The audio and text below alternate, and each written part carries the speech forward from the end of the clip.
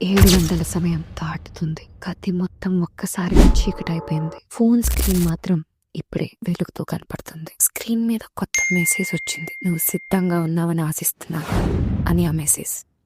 నాకు భయం ఎక్కువ పెరిగిపోయింది. ఇది ప్రాంక్ కాదు, ఇదేదో పెద్ద విషయం.